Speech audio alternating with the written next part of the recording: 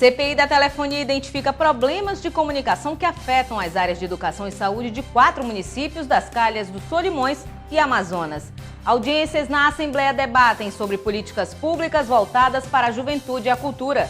E na edição do Alean Notícias de hoje, você também vai ver os principais fatos da semana no Parlamento Estadual. Ministro Celso de Mello aceita embargos infringentes e beneficia réus do caso Mensalão. Na Assembleia Legislativa, deputados comentam a decisão. Orlando Cidade esclarece pontos do parecer que suspendeu o processo de investigação por quebra de decoro contra o deputado Ricardo Nicolau.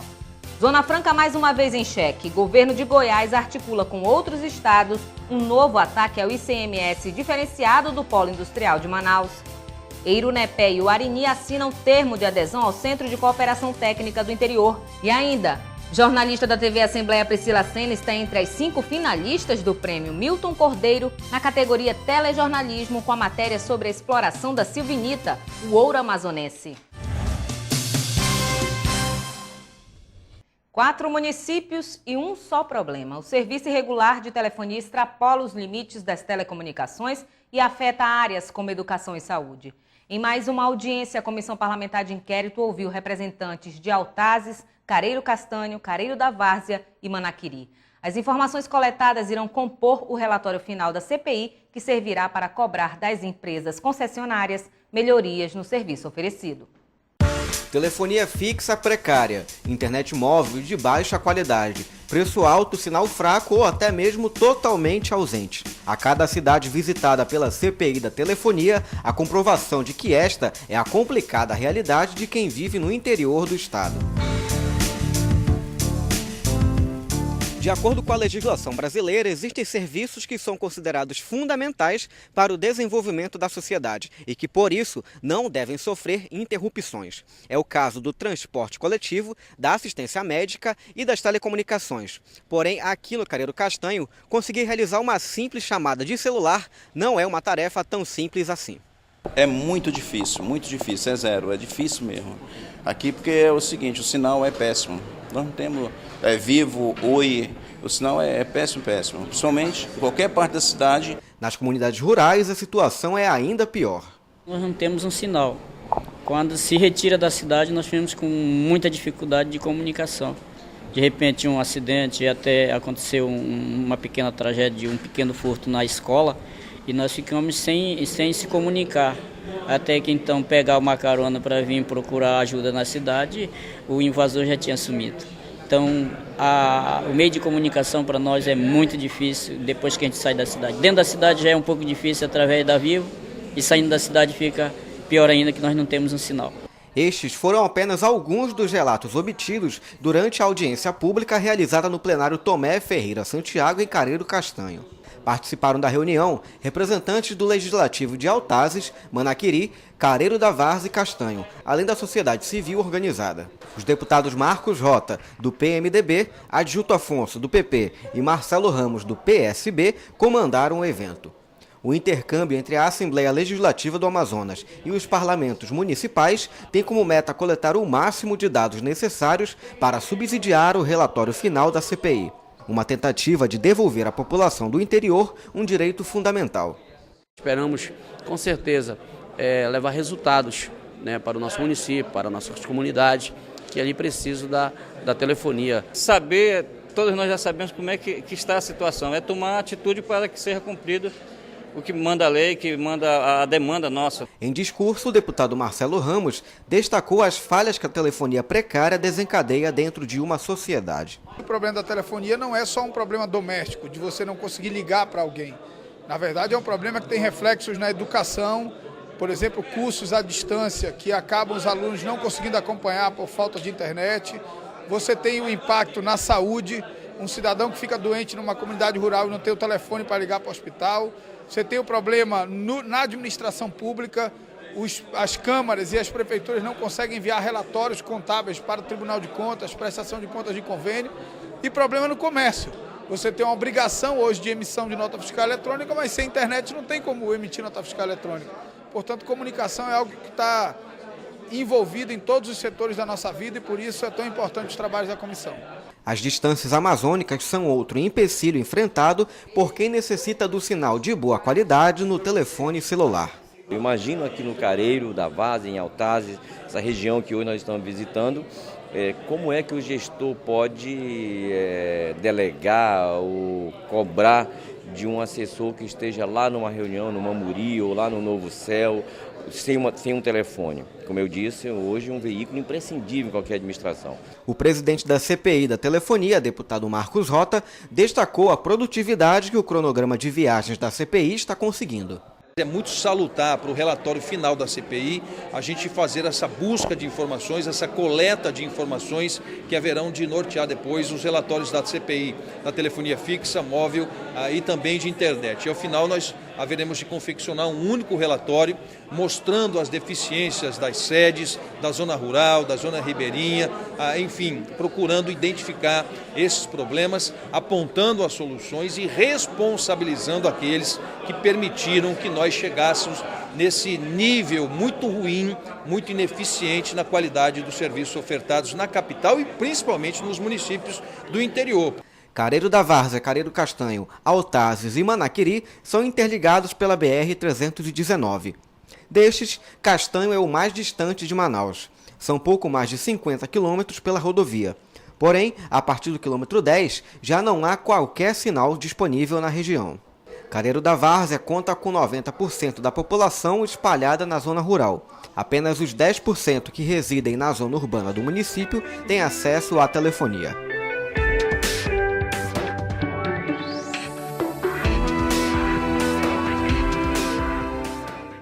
E nesta sexta-feira foi a vez do município de Presidente Figueiredo receber a CPI da telefonia. Na Assembleia, a discussão girou em torno de políticas públicas voltadas para a juventude. A proposta do debate foi dos deputados José Ricardo e Vanderlei Dallas. Entre os temas abordados, o Estatuto da Juventude e a redução da maioridade penal. No Brasil, existem aproximadamente 51 milhões de pessoas consideradas jovens. Se encaixam nesse perfil todos aqueles na faixa etária dos 15 aos 29 anos de idade. Justamente por representarem cerca de 1/4 da população total do país, uma série de políticas públicas são necessárias para esses brasileiros. Para discutir as principais questões que afetam a juventude, uma audiência pública foi realizada na Assembleia Legislativa. Os jovens aproveitaram a oportunidade para se manifestar a respeito do assunto. Geralmente as políticas públicas direcionadas para a população geral são políticas que são especializadas nas juventudes urbanas. E nós, como Conselho Estadual da Juventude e membros dos movimentos de juventude, nós estamos aqui para dizer que nós precisamos de políticas específicas para o Amazonas, desde o interior da cidade mais longe, por exemplo, São Gabriel da Cachoeira, até Manaus. Nós precisamos diferenciar, nós precisamos ter políticas públicas adequadas à nossa realidade, adequadas à juventude indígena, à juventude ribeirinha, à juventude quilombola, à juventude pescadora. Nós precisamos ter essa noção de que nós precisamos, além de respeitar, ter também essas políticas direcionadas para essas populações, para essas juventudes. Creio estarmos vivendo num momento propício para isso. Afinal de contas, faz parte do dever do Poder Legislativo conscientizar a juventude de que eles são o futuro do nosso Estado. E a política realmente tem que ser um interesse que tem que estar sempre em pauta pelos jovens. Afinal de contas, eles serão os futuros políticos e governadores do nosso Estado. A audiência também discutiu o Estatuto da Juventude, aprovado no Congresso Nacional e sancionado pela presidente Dilma Rousseff. A nova lei reforça direitos constitucionais, como o acesso à saúde e educação, e cria outros, como o direito à meia entrada em eventos culturais para jovens de baixa renda. Exatamente, eu acho que agora é oportuno a gente fazer o debate sobre o Estatuto da Juventude, que é uma grande conquista da sociedade, dos jovens, né? Já que a juventude representa 1/4 da população brasileira e também aqui do nosso Estado. E o Estatuto está aí, agora tem que sair do papel. O desafio é implementar políticas públicas que garantam o direito dos jovens. Nós temos a questão orçamentária, nós temos a questão de priorizar as questões relacionadas às várias áreas onde a juventude hoje não tem a devida atenção ainda, criar oportunidades. E as audiências na Assembleia precisam ser um instrumento para pressionar o governo para que coloque já na sua previsão orçamentária e no seu planejamento a prioridade da juventude. Durante o evento, também foi discutida a redução da maioridade penal. Os participantes se manifestaram contra a proposta e defenderam a efetiva aplicação do Estatuto da Criança e do Adolescente, que protege os menores de idade. Além dos debates, a Pastoral da Juventude foi homenageada pelos 40 anos de fundação. Com o objetivo de fortalecer a cultura tradicional do Amazonas, representantes dos diversos meios culturais se reuniram na Alean para discutir o assunto na primeira Conferência Livre de Cultura. Para assegurar maior democratização no acesso às políticas públicas voltadas para o meio cultural, representantes das diversas áreas se reuniram na Alean para discutir e elaborar propostas a serem levadas à terceira Conferência Nacional de Cultura, que será realizada em novembro, em Brasília. O representante do Fórum Amazônico de Desenvolvimento Econômico e Cultural, FADEC, Marcelo Dias, explica que o encontro pretende contribuir para a criação da cultura de base nas discussões das políticas públicas, desafio do Plano Nacional de Cultura, assunto a ser discutido em âmbito nacional. Discutir esse tipo de política pública cultural é importante porque a gente vai criar a cultura de base. Sendo assim, a criação de base, vamos instrumentalizar melhores profissionais do mercado e criar novas perspectivas, criando um novo olhar para a cultura. A primeira conferência no estado foi uma solicitação dos artistas municipais do Amazonas que sentiram a necessidade de discutir o assunto por meio do FADEC, para trabalhar o quarto eixo da Conferência Nacional, denominada Cultura e Desenvolvimento. Nos reunimos, organizamos essa conferência e convidamos as pessoas que quisessem participar, colaborar, para nós reunirmos, estudarmos, escolhermos dentro dos 4 eixos que o Ministério nos forneceu, para poder verificar o que falta, o que nós podemos acrescentar mais para a cultura, não só do município, mas para o nosso estado. Porque nós sabemos que a cultura ainda chega de barco, né, no estado do Amazonas. Então nós queremos melhorar isso. Como é que nós podemos estar ajudando? Através de projetos, oficinas, seminários. Então o FADEC ele vem propor isso. De acordo com o artista amazonense Celdo Braga, o Amazonas precisa criar mais espaço para a divulgação da cultura musical no estado. Manaus não existe ainda o fomento de espaços para o artista praticar o seu trabalho. Os músicos ficam de uma forma muito cruel, sujeitos a tocar na noite, ganhando muito pouco. Então precisamos criar mecanismos, tanto do poder público como do poder aberto, né, do comércio, da indústria, para que entenda que a manifestação artística de um povo é o que credencia junto à impressão, junto à opinião nacional e internacional. Então nós somos veículos de falar bem dessa terra, então é preciso criar espaços que possam mostrar isso. Os debates sobre a cultura livre estão ocorrendo em vários estados. O ministro Celso de Mello não aceitou a pressão das multidões, como mesmo disse, e votou esta semana pelo uso dos embargos infringentes no caso Mensalão. A medida vai beneficiar 12 réus que podem ter novo julgamento. No quadro Opinião Parlamentar de hoje, você vai saber o que pensam os deputados do Amazonas sobre essa medida. Mas antes, confira a matéria que trata do assunto. Na tarde desta quarta-feira, o Supremo Tribunal Federal decidiu retomar o julgamento de 12 réus condenados no Mensalão. Isso porque o ministro Celso Mello votou a favor dos embargos infringentes, que é o recurso cabível quando não for unânime o julgado proferido em apelação e em ação rescisória.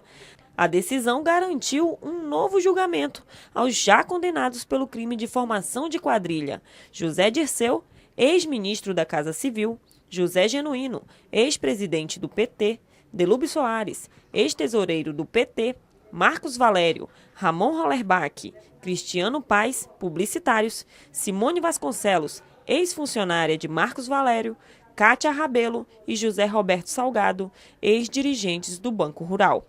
Além de outros 3 condenados por lavagem de dinheiro: João Paulo Cunha, deputado pelo PT de São Paulo, João Cláudio Genu, ex-assessor do PP na Câmara, e Breno Fischberg, ex-corretor financeiro.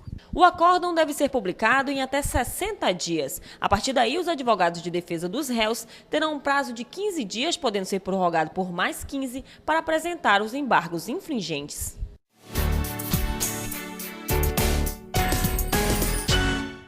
Só é condenado nesse país quem não tem dinheiro para pagar bons advogados, um processo que já está aí há anos na justiça, está na última instância do Poder Judiciário brasileiro. E por que julgar novamente? Se ele já não foi julgado, por que julgar novamente. Ou seja, são artifícios que os advogados encontram e que os juízes, parte deles, dizendo não a totalidade, aceitam, e que essas pessoas terão, mais uma vez, condições de não serem condenados por um crime que chocou o país, principalmente em algo que a sociedade brasileira, a juventude foi para as ruas e tem se demonstrado duramente contrário, que é a corrupção. Acredito que o ministro Celso de Mello fez o seu voto em função daquilo que está na legislação. Como cidadão, como brasileiro, eu acho que essa questão tem duas interpretações. Uma é aquilo que está escrito, é a lei, e ele fez isso, a meu ver, muito bem. Tá certo? A outra é a aspiração, por exemplo, daquilo que você sente enquanto cidadão. Lamentavelmente, parece não se ver que é uma justiça que tenha um tratamento igualitário para todas as pessoas. Então é uma frustração por um lado, mas por outro lado é a segurança da manutenção do Estado Democrático de Direito.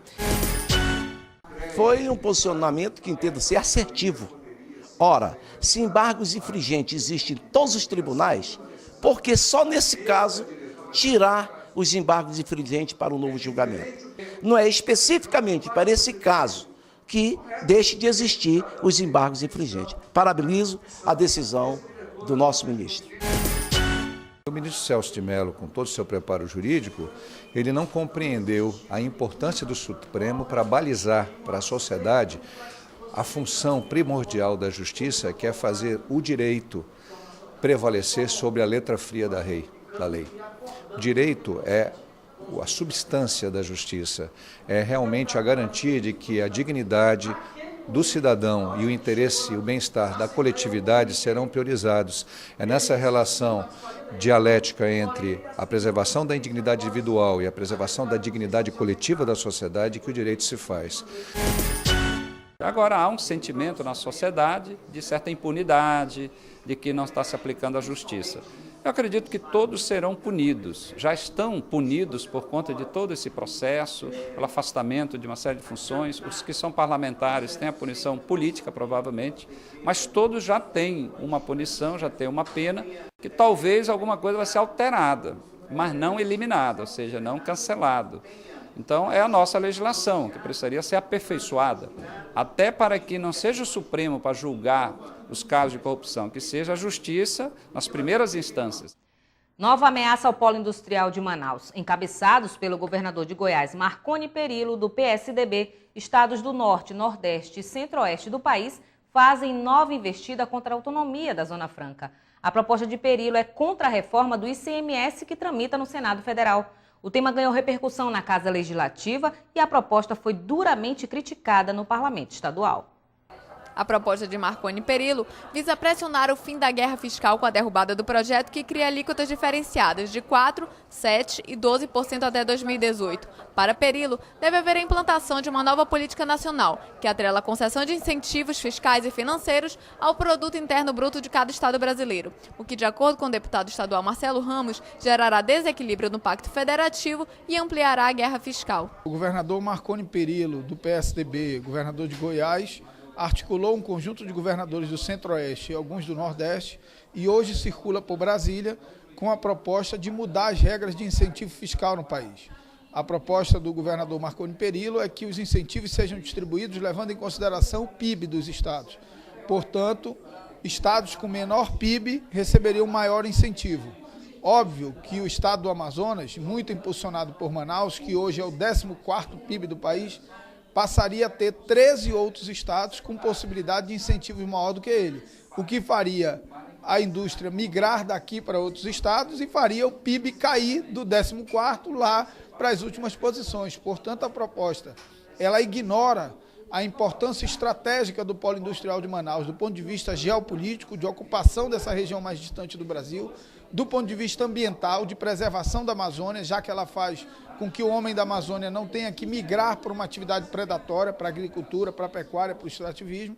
E, além do mais, ela é insustentável, porque você teria que, a cada ano, avaliar o PIB e reorientar os incentivos. O Produto Interno Bruto, PIB, é a soma em valores monetários de todos os bens e serviços produzidos em uma determinada região durante um período do tempo.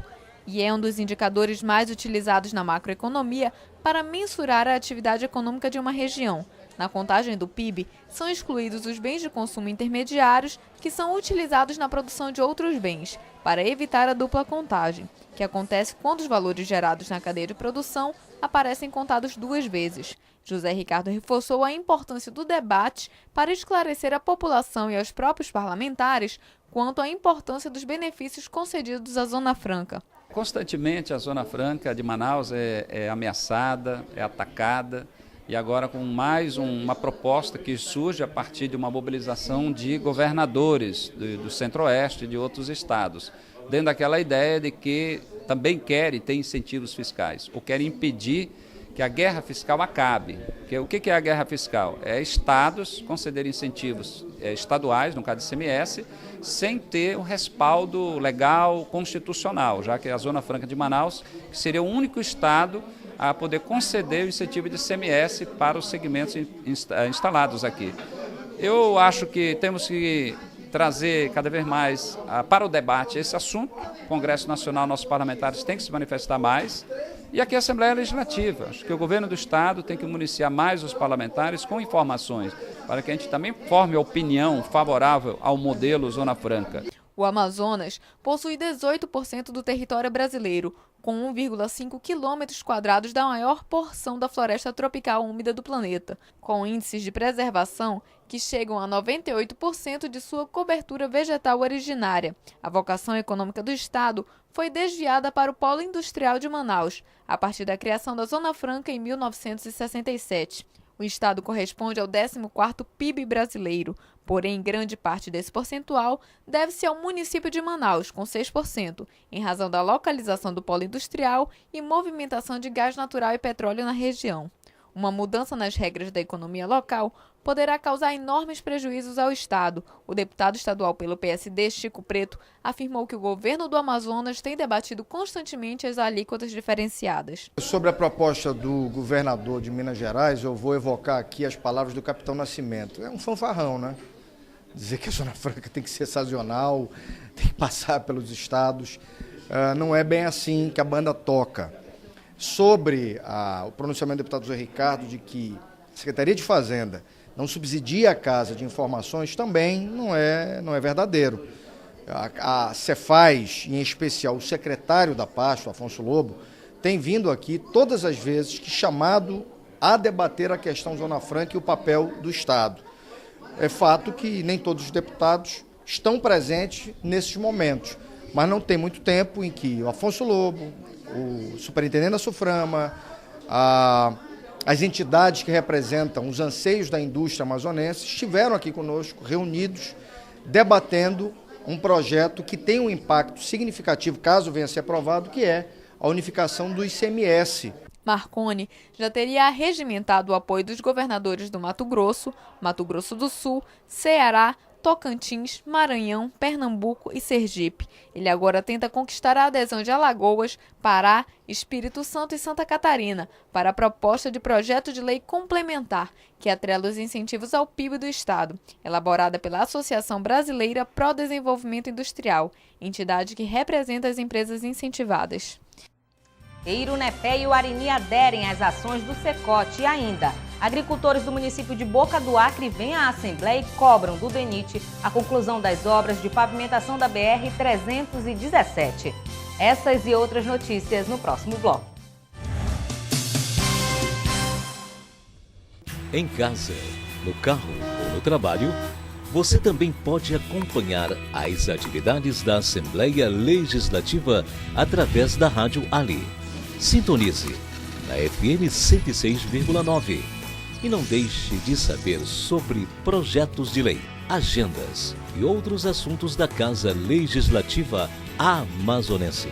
Assembleia Legislativa do Amazonas, cuidando da nossa gente. Eirunepé e o Arini assinam termo de adesão ao Centro de Cooperação Técnica do Interior, o Secote. A parceria permitirá que os municípios atualizem as leis orgânicas e regimentos internos, além de apoio técnico na criação de sites.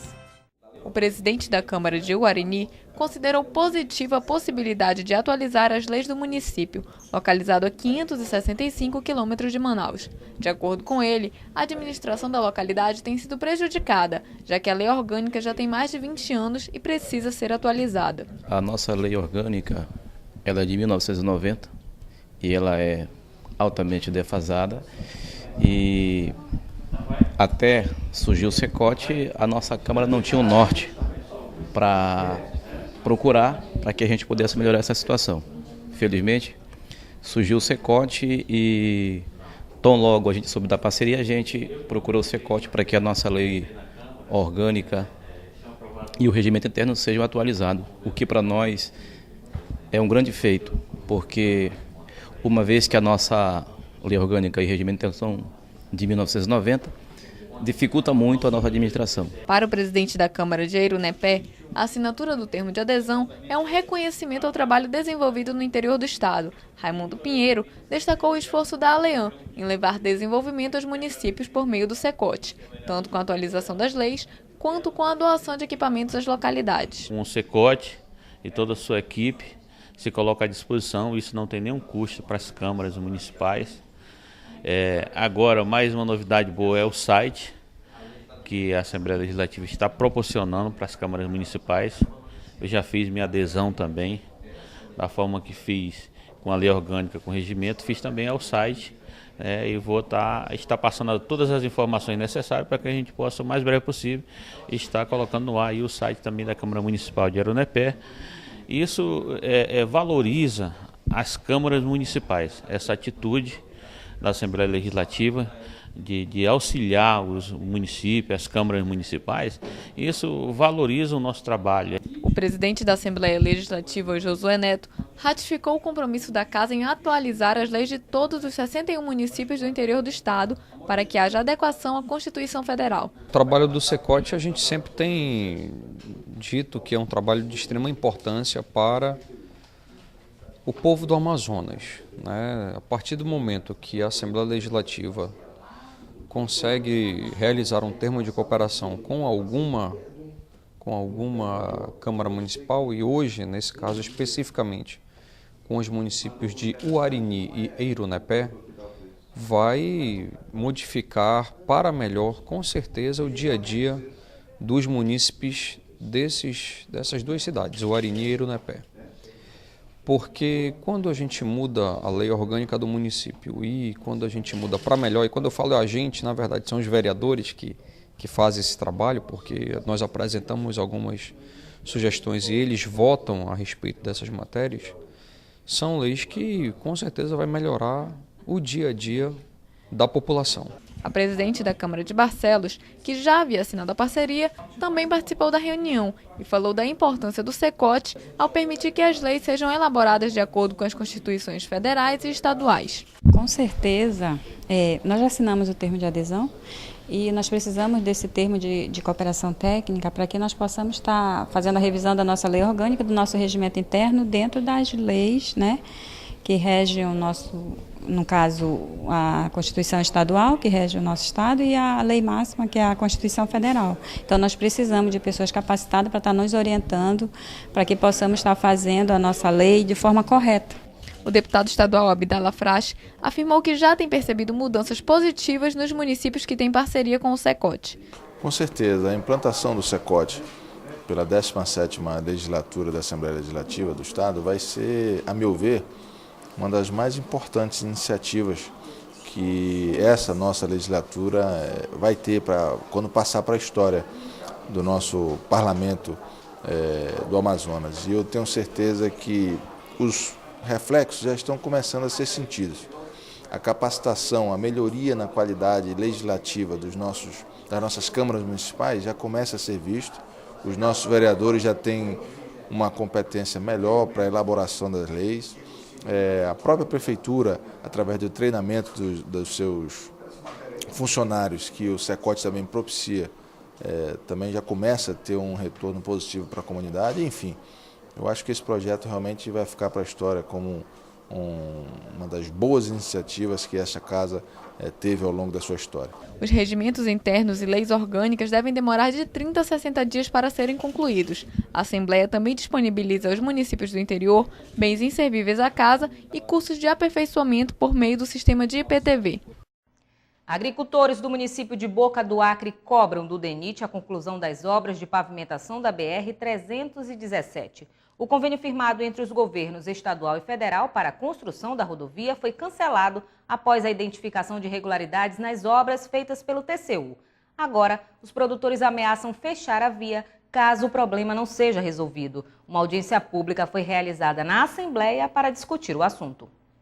O contrato foi firmado em 2009 entre o Departamento Nacional de Infraestrutura de Transporte e o Governo do Estado para pavimentar cerca de 100 quilômetros da rodovia 317, que liga o município de Boca do Acre, no Amazonas, à capital Rio Branco. A obra foi orçada em 78 milhões de reais, onde parte dos recursos viriam do governo federal como obra do Programa de Aceleração para o Crescimento, o PAC, e o restante do governo do estado. O contrato foi cancelado em 2011 por conta de a obra apresentar irregularidades identificadas pelo Tribunal de Contas da União. Entre elas, a falta de licenciamento ambiental e preços excessivos frente ao mercado. De acordo com a Secretaria de Infraestrutura do Estado, o DENIT decidiu suspender o contrato de pavimentação da rodovia devido às pendências. Ou seja, esse convênio foi extinto e foi repassado a assunção do restante da obra para ser concluída pelo próprio DENIT. Nós prestamos conta de tudo que foi feito e entregamos, foi feita a entrega para a obra para o DENIT e daqui para frente cabe ao DENIT desenvolver o restante do projeto. No total, 65 quilômetros da estrada foram pavimentadas, mas 2 trechos que compreendem terras indígenas estão pendentes. O DENIT afirma que está aguardando um levantamento que está sendo feito pela empresa responsável pela construção, para só então dar continuidade às obras da rodovia. O DENIT contratou uma empresa, o DENIT Brasília, contratou uma empresa para fazer exatamente o levantamento dessas obras remanescentes na 317. O DENIT não pode, neste momento, licitar a continuidade das obras porque não sabe exatamente o quantitativo que o Estado executou para que ele possa licitar esse remanescente. E é isso que está sendo feito e a previsão de conclusão desse levantamento é para outubro ainda deste ano. Só então o DENIT poderá iniciar um procedimento licitatório para contratar a empresa para executar as obras de pavimentação, dar continuidade, O município de Boca do Acre possui o maior rebanho bovino do estado. Os agricultores locais afirmam que o escoamento da produção está sendo prejudicado por conta da situação da estrada. Eles ameaçam fechar a rodovia, caso o problema não seja solucionado. E para nós, produtores rurais e a população de Boca do Acre, ficam lá na lama, essa é a verdade. E tem o outro trecho na frente, que são 10,5 km, que está relacionado aí entre a divisa, que seria da Cunha Gomes. Mas eu quero só dizer assim para vocês, eu acho que já foi muito falado, muito discutido, está na hora de de resolver a situação. Porque a população vai chegar um momento que não vai aguentar mais, aí vamos voltar a fazer paralisações, até nós produtores rurais, se não resolver esse ano, dar um ponto final nisso, a gente vai ter que começar a mobilizar outras ações para poder acontecer, porque não é possível, Uma audiência pública proposta pelo deputado Adilto Afonso discutiu o assunto. O parlamentar afirmou que a Assembleia Legislativa deve intervir no caso, já que a situação da rodovia está prejudicando a economia do estado. Hoje tem uma área que não foi pavimentada justamente por uma reserva indígena, que a gente quer saber se realmente essa obra está contemplada no PAC, se essa reserva indígena vai poder agora pavimentar e parece que mais 10 quilômetros que falta que justamente não foi contemplado. Nós esperamos que as pessoas envolvidas, o DENIT, a CEINFRA, nos digam que aqui a gente pode fazer uma nota. Se tivermos que ir a Brasília novamente, iremos a Brasília. O que não pode é a população ficar à mercê desse serviço tão importante para a região.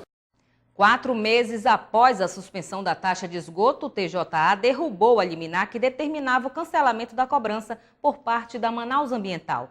Diante da decisão do tribunal, o deputado Marcos Rota disse que já acionou a Procuradoria da Casa para que a Assembleia recorra da medida. Com a decisão do Tribunal de Justiça, Manaus Ambiental vai restabelecer a cobrança da taxa de esgoto nas regiões onde a ação havia sido cassada pela Justiça, entre elas parte da Cidade Nova. Para o deputado pelo PMDB Marcos Rota, a população da capital amazonense será prejudicada com a decisão. A suspensão da cobrança foi solicitada em maio deste ano pela Comissão de Defesa do Consumidor, que propôs a ação coletiva contra a concessionária, por considerar a cobrança injusta. Agora, Marcos Rota afirmou que, juntamente com o deputado Chico Preto, presidente da Comissão de Gestão e Serviços Públicos da Casa, irá recorrer da decisão. Alguns conjuntos só têm coleta, outros têm coleta e tratamento, outros, bem poucos, têm coleta, tratamento e destinação, como determina a legislação. E todos pagam 100%, independentemente de terem apenas parte da prestação do serviço. Nós estamos defendendo na Assembleia Legislativa que o princípio básico de uma relação de consumo seja respeitado pela Prefeitura e também pela empresa Manaus Ambiental. Que o consumidor, que o contribuinte pague por aquilo que efetivamente ele tem recebido de contraprestação do serviço. Por isso que nós estamos, através da Procuradoria da Assembleia, já que é uma ação da Comissão de Defesa do Consumidor, juntamente com o deputado Chico Preto, nós estamos pedindo para que a Assembleia Legislativa recorra dessa decisão, agrave esta questão e vá ao pleno do Tribunal de Justiça. O deputado José Ricardo aparteou o discurso do deputado Marcos Rota e sugeriu que o retorno da gestão do abastecimento de água para o poder público é a melhor alternativa para a capital. Tem que reestatizar, como se fala, retornar para a administração do poder público. Até porque o PROAMA, que é um investimento realizado para expandir a água, é com recurso público, não tem iniciativa privada. Então que o poder público assuma já a partir do PROAMA a administração da água em Manaus. Tanto Marcos Rota quanto José Ricardo e Chico Preto concordam que a população não pode pagar por um serviço que não recebem. Em discurso, o deputado Sinésio Campos, do PT, cobrou explicações sobre a gestão do programa Luz para Todos no Amazonas. O parlamentar destacou a manifestação ocorrida em Altazes na última segunda-feira. Comunitários do município protestaram contra a falta de energia elétrica em diversas comunidades. O parlamentar apresentou requerimento para a realização de uma audiência pública para tratar do assunto. Do plenário Rui Araújo, o deputado Sinésio Campos destacou em discurso manifestação envolvendo mais de 200 pessoas no quilômetro 52 da AM254, estrada que leva ao município de Altazes, distante 113 quilômetros de Manaus. O motivo do protesto foi a falta de energia elétrica em diversas comunidades rurais, como Bom Jesus, Vista Alegre, Boa Esperança e Novo Céu. De acordo com Sinésio Campos, os comunitários alegam que sem energia elétrica, os prejuízos na produção rural são agravados. O deputado apresentou requerimento junto à mesa diretora, solicitando a realização de uma audiência pública, envolvendo o poder público e a diretoria do programa Luz para Todos. Para o parlamentar, apesar do esforço do governo federal em ampliar a malha energética em todo o país, é preciso que a energia distribuída seja de qualidade. Esta diretoria ela tem a obrigação, onde o Luz para Todos passou, da a conservação e manutenção da rede, ou seja, podagem, capinação, né? E dotar também dessa rede de energia com qualidade. Isto não está ocorrendo. A energia que está atendendo hoje todas as redes, ou a grande maioria das redes do Luz para Todos, é de má qualidade. E o que eu pedi hoje aqui, e estou apresentando hoje um requerimento para que o diretor de distribuição do interior, que é o senhor Radia Oliveira, possa vir aqui a esta casa e prestar todos os esclarecimentos. A deputada Vera Castelo Branco aparteou o discurso de Sinésio Campos e teceu mais críticas ao abastecimento de energia elétrica no interior do estado. Sampaio, Novo Céu, Muritinga, Mastro, onde quer que a gente conheça alguma liderança, alguma pessoa daquela comunidade, a reclamação é geral. Então, é isso que Vossa Excelência falou. Veio o Luz para Todos, né? Despertou aquela esperança no nosso povo. Nem 10% das famílias do Amazonas foram atendidas. A audiência pública está marcada para acontecer no próximo dia 25 de setembro. O Barco Pronto Atendimento Itinerante, projeto do Executivo, comemora 10 anos em 2013. Na Assembleia, sessão especial de autoria conjunta dos deputados Sinésio Campos e Chico Preto destacou as ações de resgate à cidadania no interior desenvolvidas pelo projeto. Sessão especial realizada na Assembleia Legislativa comemorou os 10 anos do Barco Pai. O pronto atendimento itinerante, criado em 2003, até hoje já promoveu mais de 3 milhões de atendimentos em 60 municípios do Amazonas. O projeto percorre as calhas dos rios do interior do estado em 3 embarcações, levando às populações ribeirinhas mais de 20 tipos de serviços. Entre eles, atendimento médico e odontológico, palestras educativas, além de oferecer serviços de expedição de registro administrativo indígena, registro civil, carteira de trabalho, CPF e RG. A titular da Secretaria de Estado de Assistência Social destacou a importância do serviço realizado junto à população ribeirinha. Pronto atendimento itinerante, carinhosamente conhecido como Barco Pai, o principal objetivo dele é promover a cidadania. A nossa missão é ir onde a comunidade tem dificuldade de acesso aos serviços básicos.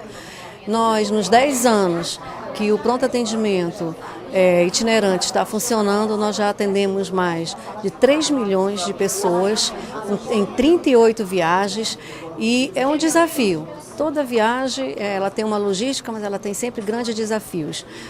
Mais importante de tudo é nós termos uma equipe comprometida, uma equipe que passa 2 meses viajando sem ver a família e se dedicando exclusivamente a levar serviço, principalmente serviços básicos às populações ribeirinhas, às populações mais escondidas desse nosso estado do Amazonas. O Barco Pai conta com as parcerias das Secretarias de Saúde, Segurança Pública, Trabalho, Emprego e Renda, Exército Brasileiro, Banco do Brasil, Correios e Instituto Nacional de Seguridade Social. O presidente da Comissão de Educação da Casa, deputado Sidney Leite, destacou o caráter cidadão do programa. Ele traz a perspectiva de quem está numa comunidade isolada, numa aldeia indígena, ser cidadão. Porque você só garante o exercício da cidadania com os seus documentos. Ter a certidão de nascimento, ter um CPF, ter um título de eleitor. Algo que era inacessível para muitos amazonenses, principalmente aqueles que estão no meio rural, no campo, no estado do Amazonas. Então o Barco Pai representa isso. Representa as pessoas poderem se casar, representa a pessoa poder ter uma certidão de nascimento, representa a pessoa ter um título de eleitor, representa a pessoa ter dignidade. A sessão especial teve autoria conjunta dos deputados Chico Preto e Sinésio Campos, que não puderam comparecer ao evento por motivo de viagem. Ouro Amazonense, um novo polo de desenvolvimento para o estado. Apostando nesse tema e na nova alternativa econômica para o Amazonas, a jornalista Priscila Sena, da TV Assembleia, está entre os 5 finalistas do prêmio Milton Cordeiro de Jornalismo 2013. É a primeira vez que a TV Legislativa participa de uma premiação. Essa produção, que trata da exploração da silvinita, mostra também o trabalho do presidente da Comissão de Geodiversidade, Recursos Hídricos, Minas, Gás e Energia da ALEAN, deputado Sinésio Campos. Com mais de uma década de existência, a TV ALEAN é um canal segmentado para os trabalhos legislativos do Amazonas. E mesmo veiculando matérias sobre as atividades parlamentares amazonenses, a TV também mostra as diversidades encontradas pelos municípios. Em maio desse ano, o jornal ALEAN Notícias veiculou uma reportagem da jornalista Priscila Sena, que abordou a descoberta da silvinita em 7 municípios do Amazonas, um possível novo polo de desenvolvimento econômico para o estado. A reportagem ganhou destaque e está entre os 5 finalistas do prêmio Milton Cordeiro de Jornalismo, com o tema Ouro Amazonense. Esse é o primeiro trabalho realizado pela TV ALEAN que se classifica entre os finalistas do concurso. Na matéria, Priscila Sena, servidora efetiva da ALEAN, faz um balanço do principal polo de desenvolvimento econômico do Amazonas, a Zona Franca de Manaus, que emprega mais de 100 mil trabalhadores e que no ano passado movimentou mais de 7 bilhões de reais. De acordo com a reportagem, a descoberta dos múltiplos minérios, entre eles a silvinita, nas terras amazonenses, pode gerar uma nova alternativa econômica para o estado. A repórter destacou a importância do trabalho realizado pela equipe da TV ALEAN, pelo reconhecimento de se classificar em um dos maiores prêmios de jornalismo do Amazonas. É o reconhecimento do trabalho da equipe aqui da TV Assembleia, que tem o compromisso de divulgar não só as atividades dos parlamentares, mas também de destacar assuntos relevantes para a sociedade, como é o caso da exploração da silvinita, que, se sair do papel, realmente irá modificar, melhorar economicamente não só os 7 municípios por onde passa a rota de exploração, mas todo o país. O diretor de comunicação da TV ALEAN, Cláudio Barbosa, parabenizou a equipe e lembrou que o trabalho de um jornalista ser reconhecido por uma matéria, como é o caso da reportagem em destaque, deve se valer pela coletividade de todos da TV. E é o resultado de um trabalho coletivo, como eu falei a princípio. Eu não acredito em ações isoladas. Eu acho que na vida, seja no jornalismo ou seja em outras funções, você deve trabalhar o coletivo. Da nossa área, na comunicação principalmente, eu que tive a experiência de passar em jornais e por emissora de TV, eu sempre procurei fazer do trabalho em grupo a melhor forma de atingir o objetivo. Então eu acho que eu aproveito o momento para dar os parabéns à equipe que está selecionada. Estou torcendo pelo resultado, mas independente disso, eu acho que já é o motivo de comemorarmos e estarmos entre os melhores. A premiação ocorrerá na próxima sexta-feira, na última noite do 19º Seminário Telejornalismo da Amazônia, promovido pela Fundação Rede Amazônica, no Auditório Estúdio 5, bairro Japim, Zona Sul de Manaus. A confirmação da existência da silvinita em 7 municípios do estado movimentou discussões no primeiro semestre deste ano. Em audiências públicas, a população foi orientada sobre os impactos ambientais e os benefícios sociais e econômicos da exploração do minério. É o que você vai rever agora na matéria de Priscila Sena, exibida no dia 3 de maio aqui no Alean Notícias e que está concorrendo ao prêmio.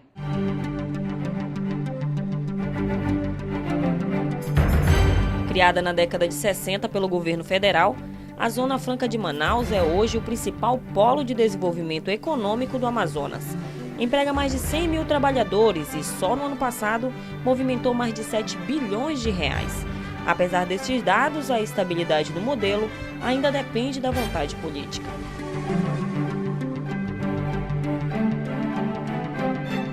Mas é do solo que pode surgir uma nova alternativa econômica para o estado.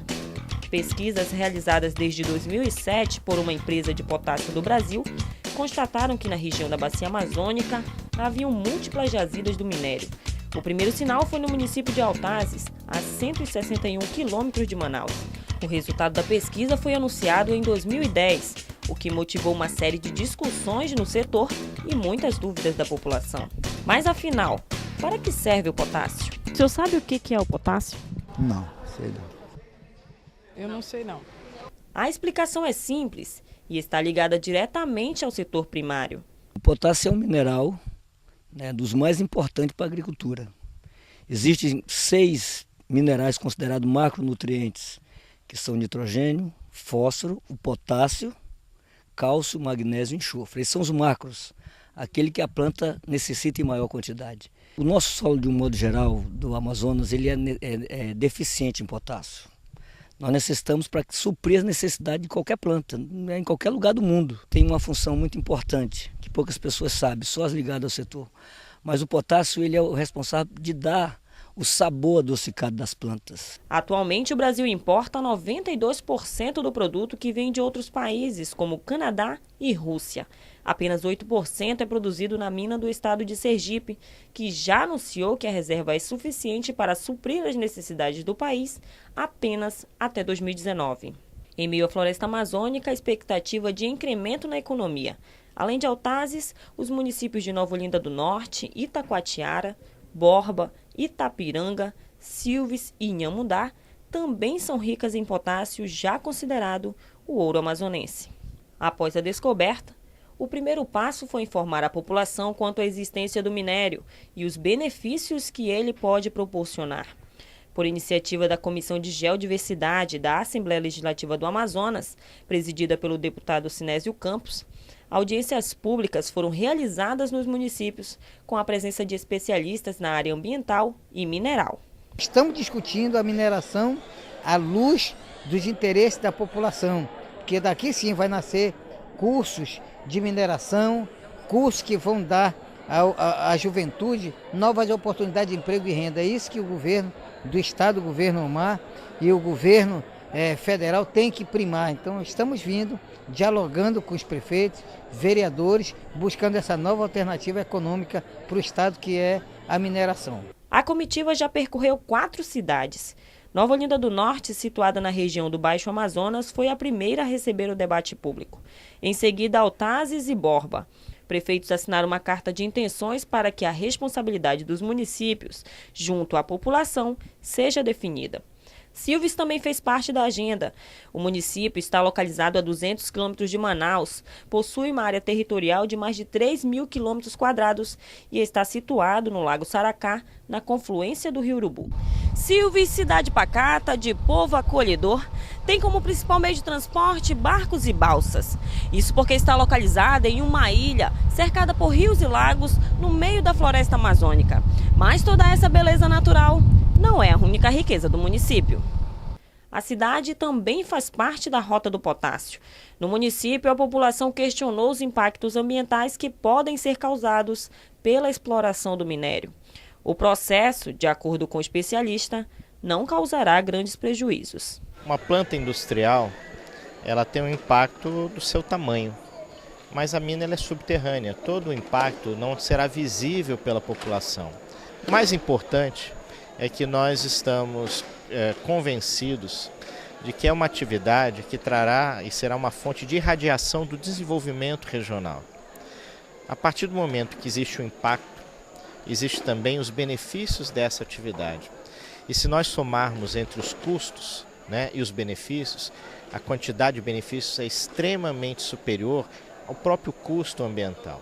A jazida de potássio do Amazonas já é considerada a segunda maior do mundo em extensão, com potencial de extração para os próximos 100 anos e deverá ser explorada em um prazo de 5 anos, o que pode gerar aproximadamente 20.000 oportunidades de emprego para o estado do Amazonas. Esperança para o povo amazônida que aguarda com ansiedade um novo amanhecer. Bancários pedem apoio à Assembleia Legislativa para execução de ação trabalhista contra o Banco do Brasil. E mais, Orlando Cidade esclarece pontos do parecer que suspendeu o processo de investigação por quebra de decoro contra Ricardo Nicolau. É o que você vai ver no próximo bloco. Em casa, no carro ou no trabalho, você também pode acompanhar as atividades da Assembleia Legislativa através da Rádio Ali. Sintonize na FM 106,9 e não deixe de saber sobre projetos de lei, agendas e outros assuntos da Casa Legislativa Amazonense. Assembleia Legislativa do Amazonas, cuidando da nossa gente. Sindicato dos Bancários do Amazonas vem à Casa Legislativa para dar visibilidade a um processo judicial que se arrasta por 25 anos contra o Banco do Brasil. O deputado Marcos Rota garantiu que a Casa vai apresentar um documento solicitando apoio da bancada federal para solucionar o caso. Há 25 anos, 430 bancários do quadro do Banco do Brasil lutam na Justiça por uma equiparação salarial com o Banco Central. O benefício já foi concedido, porém os sucessivos recursos por parte do banco impediram que os funcionários recebessem a verba. O advogado do Sindicato dos Bancários, Antônio Pinheiro, garantiu que a Justiça não tem cumprido o papel ao protelar o pagamento aos funcionários. Isso é uma ação de cumprimento em razão de um acordo coletivo que foi feito no Supremo Tribunal, no Tribunal Superior do Trabalho, e como o Banco do Brasil não honrou o compromisso ali, naquela convenção coletiva de trabalho, se resolveu entrar com a ação de cumprimento. Havia a sentença resultou em deferir o direito aos trabalhadores. Marcos Rota, deputado estadual pelo PMDB, que concedeu a cessão de tempo aos bancários, demonstrou apoio aos trabalhadores que até hoje ainda não conseguiram ter o direito amparado pela Justiça, tanto estadual quanto federal, já que o caso já chegou, inclusive, ao Supremo Tribunal Federal. Eu acho uma injustiça muito grande que a Justiça brasileira está fazendo com 430 servidores de um patrimônio do povo brasileiro, que é exatamente o Banco do Brasil, né? Esses trabalhadores não estão pedindo nenhum tipo de favor, eles estão pedindo o que lhes é de direito, reconhecidamente, inclusive, direito pela própria justiça brasileira, que há 25 anos deu a eles uma sentença, transitado e julgado, e há 25 anos eles ainda estão peregrinando em instâncias brasileiras para terem o seu direito. São 430 pessoas, algumas, infelizmente, pelo avançado da idade, já perderam as suas vidas. Outras pessoas estão com 60, com 70 anos de idade e não conseguem assegurar um direito que lhe é devido. Rota afirmou ainda que a celeridade da justiça é um direito constitucional que não vem sido cumprido, devido à grande quantidade de recursos no decorrer do processo judicial, e também ao fato de a instituição financeira estar sendo beneficiada pela justiça em detrimento dos trabalhadores. O Brasil é o país dos recursos, né, em que pese uma decisão judicial transitada e julgada há 25 anos, ainda se encontrou alternativas jurídicas, mandatos de segurança, para que não fosse cumprida verdadeiramente a sentença, né? Agora, é muito ágil quando existe a participação do Banco do Brasil, é muito visível a agilidade da justiça em favor do Banco do Brasil. Eu acho que justiça não precisa tomar partido dessa maneira, né? Mesmo porque essas pessoas empreenderam grande parte da sua vida na construção de um grande patrimônio público do Brasil, que é o nosso Banco do Brasil. Marcos Rota solicitou apoio da Casa Legislativa para a elaboração de um documento que deverá ser enviado ao Congresso Nacional para que possa intervir junto à direção nacional do banco. A Comissão de Constituição, Justiça e Redação da Assembleia aprovou a suspensão do processo de investigação do deputado Ricardo Nicolau por quebra de decoro parlamentar.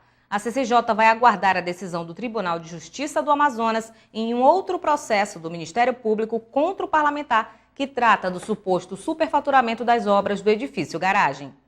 O relatório sobre o pedido de abertura de processo para apurar denúncias de ilegalidade na construção de obras da Assembleia Legislativa e de processo ético disciplinar da conduta do deputado Ricardo Nicolau foi entregue nesta quarta-feira na Comissão de Constituição, Justiça e Redação da Casa. De acordo com o relator das matérias, deputado Orlando Cidade, as fundamentações apresentadas não são válidas para iniciar a investigação. A propositura do primeiro, que foi o Instituto, na sua qualificação não apresentou documentação nenhuma que qualificasse o Instituto apto a propor aquela solicitação de investigação. E a segunda questão, com aquela questão da ética, do que foi encaminhado lá para a Comissão de Ética, é também a mesma situação, que foi proposta apenas por 4 membros, 4 deputados. E a sua formalidade não apresentou documento nenhum que comprovasse aquilo que eles se manifestaram de ter acontecido aqui na casa. Para a votação do parecer, estavam presentes os deputados Davi Almeida, presidente da CCJR, Abdala Frache, Orlando Cidade e Marcelo Ramos. Por 3-1, a comissão decidiu pela suspensão das matérias enquanto não houver a decisão final do processo movido pelo Ministério Público no Tribunal de Justiça contra Nicolau, pelo suposto superfaturamento de obras da casa. Orlando Cidade explica por que fez a sugestão do sobrestamento no relatório. Primeiro, que a Comissão de Constituição e Justiça não julga o mérito. Ela apenas verifica a admissibilidade do recurso, a constitucionalidade da matéria. E foi isso que, no nosso parecer técnico, nós formatamos lá em cima desses 2 processos que vieram para a nossa relatoria. O deputado Marcelo Ramos, do PSB, foi o voto contrário à relatoria de Orlando Cidade. O parlamentar anunciou que irá recorrer à mesa diretora para que os autos sejam remetidos ao plenário da Assembleia e os 23 parlamentares decidam sobre a instauração do processo contra Nicolau. E durante o esclarecimento de Orlando Cidade, o presidente da CCJ, Davi Almeida, enfatizou que a deliberação da matéria foi realizada com lisura e transparência. Com o tema Alfabetização, aqui temos e aqui queremos, um seminário debateu o assunto na Assembleia com autoridades ligadas ao setor. A iniciativa das discussões foi do presidente da Comissão de Educação da Casa, deputado Sidney Leite.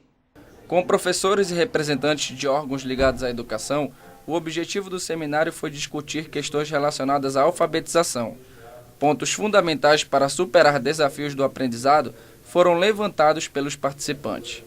Esse debate é um marco inicial para que nós possamos trabalhar políticas e reafirmar um pacto, já que nós vamos ter aí a discussão do Plano Estadual de Educação, para nós enfrentarmos o desafio e garantir a alfabetização das nossas crianças na idade certa. E o outro é enfrentar o desafio de inúmeros analfabetos em fase adulta que ainda temos no estado do Amazonas. Para o presidente da Comissão de Educação da Assembleia, deputado Sidney Leite, O levantamento do Ministério da Educação, que indica que 36% dos jovens são analfabetos funcionais, é uma prova de que medidas precisam ser tomadas. O índice de crianças em idade séria e crianças que ainda não sabem ler e escrever de forma correta é muito alto. E isso nos preocupa. Por isso esse debate, por isso a preocupação. Hoje nós temos dado que no Brasil, 36% dos jovens que concluem o ensino médio são analfabetos funcionais. Ou seja, não sabem ler e escrever direito, não sabem fazer as 4 operações. Então esse é um desafio que nós temos e precisamos avançar, porque se nós não garantirmos a devida alfabetização, esse jovem vai chegar à universidade e terá sempre essa dificuldade de não ter aprendido a ler e escrever corretamente e fazer as 4 operações. A vereadora Terezinha Ruiz ressaltou a importância de se cobrar dos representantes políticos ações que visem melhorar a educação. A parlamentar destacou 2 principais pontos para o aprimoramento do ensino. Primeiro, nós precisamos preparar os professores para trabalhar a alfabetização desde a educação infantil, desde os 3, 4 anos. Não são todos que têm essa dinâmica, alguns se adaptam melhor ao ensino básico.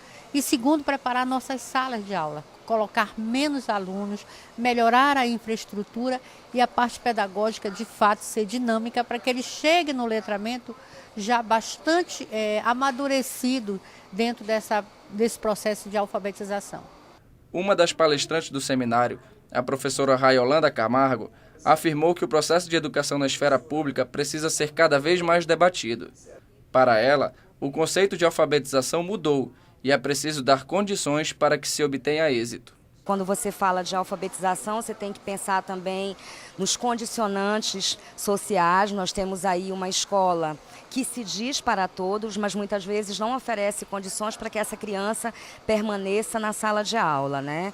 E o entendimento também de que o conceito de alfabetização ele é um conceito que está sempre em movimento. Hoje nós temos uma sociedade que cobra cada vez mais a formação de leitores e produtores de textos, né? Mas muitas das práticas existentes ainda nas nossas salas de aula são práticas ainda do século XVIII, do século XIX, né? Então passa também pela desconstrução aí de paradigmas mesmo. Então a gente está aqui realmente querendo discutir, né, para que a gente possa construir um novo olhar sobre a alfabetização. A educação é essencial para o progresso de uma sociedade e todas as ações relacionadas à melhoria da qualidade de ensino são válidas. Em 2005, foi instituído no Brasil o Dia Nacional de Luta da Pessoa com Deficiência, em 21 de setembro. O deputado estadual Arthur Bisneto defendeu projetos apresentados por ele que visam promover a acessibilidade dos deficientes no Amazonas. Somente no Amazonas, residem mais de 50 mil pessoas que possuem algum tipo de deficiência. Visando oferecer mais acessibilidade e qualidade de vida a esse público, o deputado estadual Arthur Bisneto apresentou na Assembleia Legislativa 7 projetos de lei.